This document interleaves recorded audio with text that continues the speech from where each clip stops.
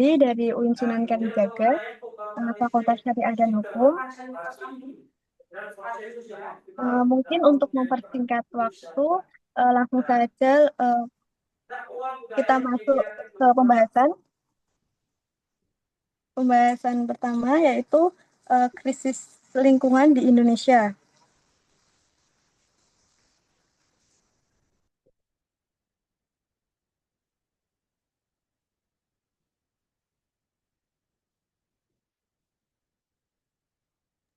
Yaitu studi yang mengkaji wakaf hutan sebagai instrumen etika ekologi Islam untuk merespon krisis lingkungan yang meningkat di Indonesia, seperti banjir, tanah longsor, dan kekeringan. Banjir itu sendiri yaitu ancaman yang terus-menerus merusak infrastruktur dan kehidupan, tanah longsor, bencana alam yang sering terjadi di daerah-daerah, dan kekeringan ekstrim yaitu mengancam pasokan air dan pertanian di banyak wilayah.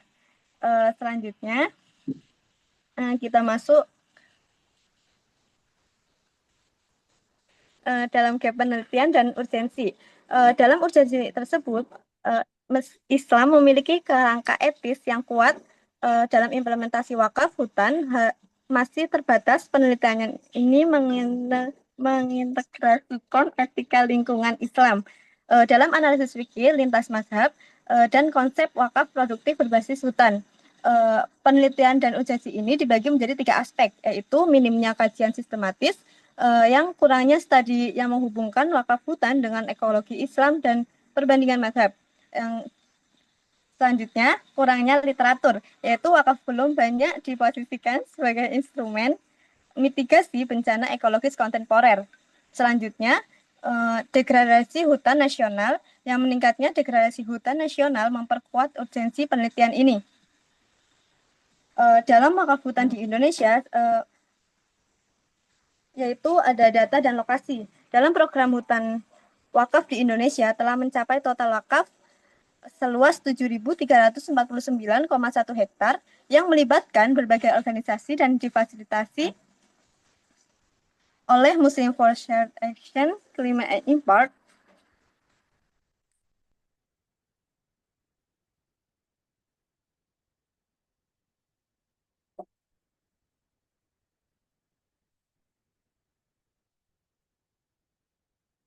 yang melibatkan berbagai organisasi seperti Inisiatif Konservasi Hutan Wakaf, Yayasan Hutan Wakaf Bogor, dan Majelis Lingkungan Hidup Muhammadiyah.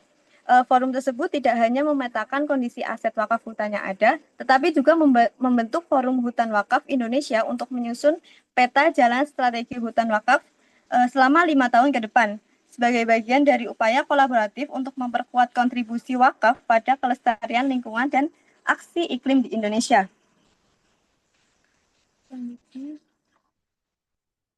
Dalam wakaf hutan sebagai etika ekologi Islam, yaitu manifestasi tanggung jawab manusia sebagai khilafah fil al-ard, menjaga keseimbangan alam,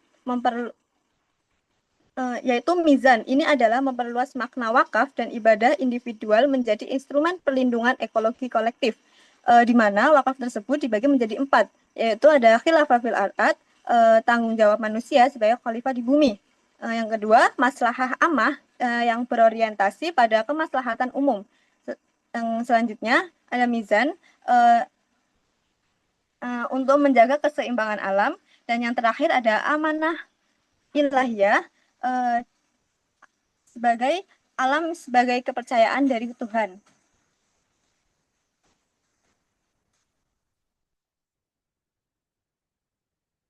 Selanjutnya, legitimasi fikih dalam lintas mazhab. Yang pertama, dalam mazhab Hanafi, yaitu memperbolehkan wakaf aset yang manfaatnya berkelanjutan. Yang kedua, mazhab Maliki, dalam legitimasi ini lebih fleksibel, membolehkan wakaf atas manfaatnya. Yang ketiga, pendapat dari mazhab Hanafi yang mengafirmasi kebolehan wakaf atas uh, dalam mazhab Hambali, yaitu mengafirmasi kebolehan wakaf atas harta yang memberikan maslahat umum untuk berkelanjutan.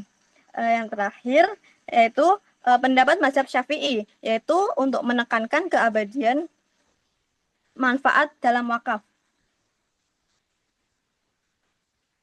Dalam relevansi wakaf hutan untuk mitigasi krisis dibagi menjadi 4 tindakan, yaitu perlindungan permanen dalam status wakaf melindungi hutan dari eksploitasi berlebih. Yang kedua ada mitigasi bencana yang dapat yang guna mengurangi risiko banjir, tanah longsor, dan kekeringan. Yang ketiga, adanya pemberdayaan ekonomi yang mana skema produktif ramah lingkungan seperti agroforestry dan ekowisata.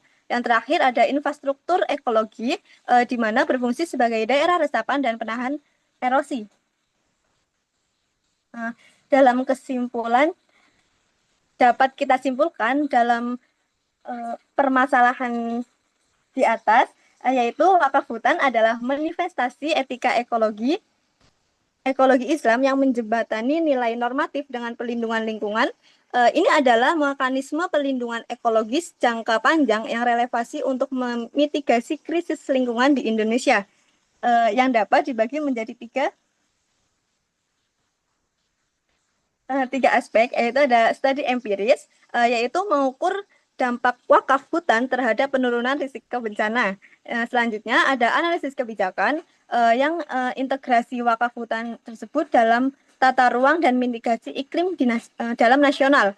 Yang terakhir yaitu model kelembagaan di mana pengembangan nadir profesional dan berbagai teknologi.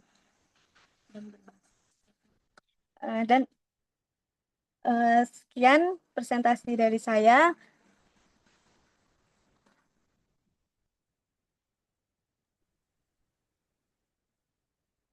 Jika ada kekurangan, mohon maaf. Terima kasih. Wassalamualaikum warahmatullahi wabarakatuh.